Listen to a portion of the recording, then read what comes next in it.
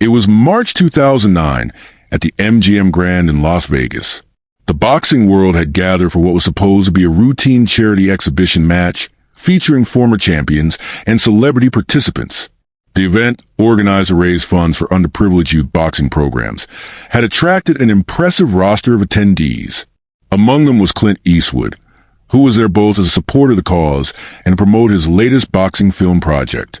Mike Tyson, still carrying the reputation as one of the most intimidating figures in boxing despite his recent retirement, was scheduled to participate in a light sparring demonstration. His presence alone was enough to electrify the crowd, but what nobody anticipated was how the evening would spiral into an unforgettable confrontation. The trouble began during the pre-event press conference.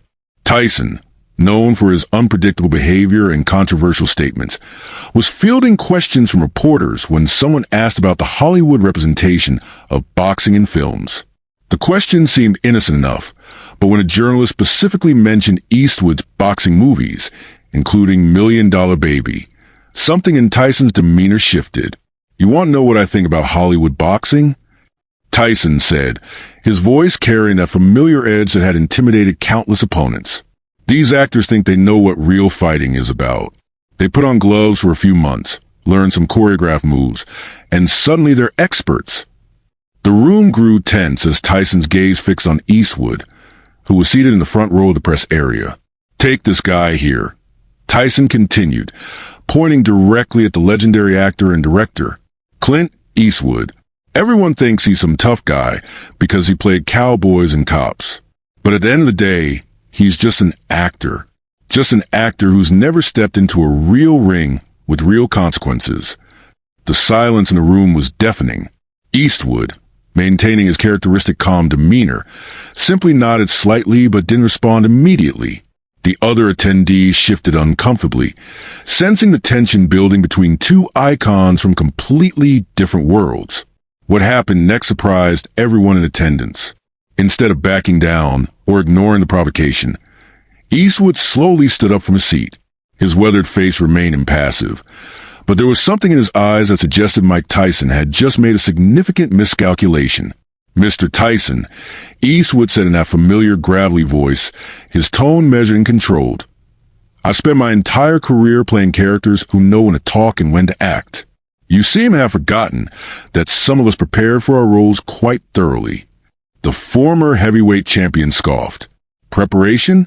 You mean learning fake punches for the cameras? That's not preparation, old man. That's playing pretend." Eastwood took a step closer to the microphone area. "I'll tell you what, Mike, since you seem to think I'm just playing pretend, why don't we settle this properly? Right here, right now. Put your money where your mouth is." The crowd erupted. Nobody had expected the 79-year-old Hollywood legend to directly challenge one of the most feared fighters in boxing history. Event organizers immediately tried to intervene, but Tyson's ego had been triggered. The idea that this actor was challenging him in front of cameras and spectators was more than his pride could tolerate. "You're serious?" Tyson laughed, but there was an edge to it. "You actually want to get in the ring with me? Do you have any idea what I'm capable of?" "I have some idea," Eastwood replied calmly. "The question is, do you?" What the crowd didn't know, and what Tyson was about to discover, was that Clint Eastwood's preparation for his boxing films had been far more extensive than anyone realized. For $1 Million Baby, Eastwood had spent months training under some of the best boxing coaches in Hollywood and beyond. But more importantly, during his younger years in the 1950s, before his acting career took off, Eastwood had actually been a serious amateur boxer. He had competed in several regional tournaments and had even considered turning professional before Hollywood beckoned. This wasn't public knowledge, as Eastwood had always been private about his pre-fame athletic pursuits. His training regimen for boxing films wasn't just about learning choreography. It was about reconnecting with skills he had developed decades earlier. Against all better judgment from their respective teams, both men agreed to settle their dispute in the ring. The charity event organizers, realizing they were witnessing something unprecedented, quickly arranged for proper safety measures. Medical personnel were on standby, and both men signed extensive waivers. The rules were simple: 3 rounds, professional supervision, and full protective gear. It was meant to be more of an exhibition than a real fight, but everyone in the building could feel the genuine animosity between the two men. As they entered the ring, the contrast was stark. Tyson, built like a concrete block, moved with the predatory grace that had made him famous. His muscles rippled under the arena lights, and his presence alone seemed to fill the entire space. Eastwood, lean and tall, moved with a different kind of confidence, the quiet assurance of someone who had nothing to prove but everything to defend. The bell rang, and Tyson immediately went on the attack. His strategy was obvious, and as quickly and decisively. He came forward with his characteristic head movement and explosive combinations, expecting to overwhelm the actor within seconds. But something unexpected happened. Eastwood didn't panic. Instead of backing away or covering up defensively, he used his height and reach advantage expertly. His footwork was surprisingly smooth, and he managed to slip several Tyson's initial rushes while landing sharp, precise jabs that kept the former champion at bay. The crowd was stunned. This wasn't supposed to be competitive. Tyson was supposed to demonstrate the difference between Hollywood fantasy and boxing reality. Instead, Eastwood was making Tyson work harder than anyone had anticipated. By the second round, Tyson's frustration was becoming visible. His initial game plan of quick intimidation had failed, and now he was facing an opponent who seemed completely unfazed by his reputation.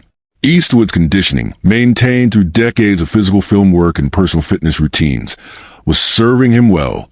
More importantly, Eastwood's ring intelligence was becoming apparent. He wasn't trying to match Tyson's power or speed. Instead, he was fighting a completely different fight, using timing, distance, and precision to neutralize Tyson's advantages. Every time Tyson rushed forward, Eastwood would circle away, land a clean shot, and reset. The psychological effect on Tyson was profound. He had built his entire reputation on intimidation and quick finishes. Facing an opponent who refused to be intimidated and couldn't be quickly finished was foreign territory for him, especially in his current physical condition. The decisive moment came midway through the second round. Tyson, growing increasingly desperate to land a knockout blow, overcommitted on a wild right hook. Eastwood saw it coming, slipped to his left, and countered with a perfectly timed uppercut that caught Tyson flush on the chin. The impact wasn't devastating in terms of pure power, but the timing and precision were perfect. Tyson, off balance from his own missed punch, stumbled backward. His legs, no longer as steady as they once were, betrayed him. He sat down hard on the canvas, more from shock and loss of balance than from the force of the punch itself. The arena fell completely silent. Mike Tyson, the man who had once been the most feared fighter on the planet, was sitting on the canvas looking up at a 79-year-old actor who was calmly returning to his corner. Tyson got back to his feet quickly, but the damage to his ego was complete. The referee, seeing that Tyson was more embarrassed and hurt, allowed the fight to continue, but something had fundamentally changed. The mystique was broken. For the remainder of the round, Tyson fought more cautiously, his earlier aggression replaced by a grudging respect for his opponent's abilities.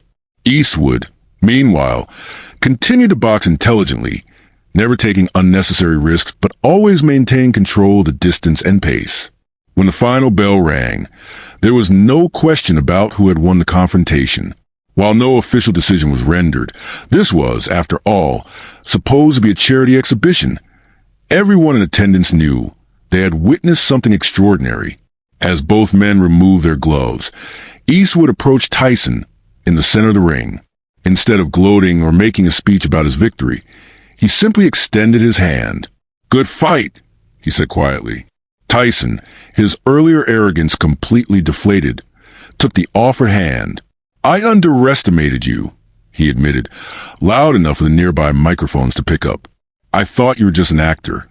Eastwood's response became the quote that defined the entire encounter. "Mike, the biggest mistake you can make is assuming you know everything about someone based on what you see on the surface. I've been playing tough guys for 50 years, but I was tough long before I was an actor." The crowd erupted in applause, not just for the unexpected boxing exhibition, but for the lesson in humility and respect that had just played out before their eyes. The footage of Mike Tyson hitting the canvas after being dropped by Clint Eastwood spread around the world within hours. Sports networks, entertainment shows, and social media platforms couldn't get enough of the story. It became an instant classic. The night when Hollywood proved that sometimes the roles we play are based on people we really are. For Tyson, it was a humbling experience that many say marked a turning point in his post-boxing life. The man who had built his reputation on fear and intimidation learned that respect couldn't be demanded. It had to be earned. For Eastwood, it was validation of something he had always believed, that preparation, discipline, and quiet confidence would always triumph over bluster and assumed superiority. The charity event raised more money than any similar function in boxing history, and the story of the confrontation became legendary in both sports and entertainment circles. Now I want to hear from you. Do you think experience and preparation can overcome natural talent and physical advantages? Was this a case of an older, wiser fighter outthinking a naturally gifted but overconfident opponent? Or did we witness something else entirely? Let me know your thoughts in the comment below. And don't forget to subscribe for more incredible Clint Eastwood stories that prove reality is often stranger than fiction.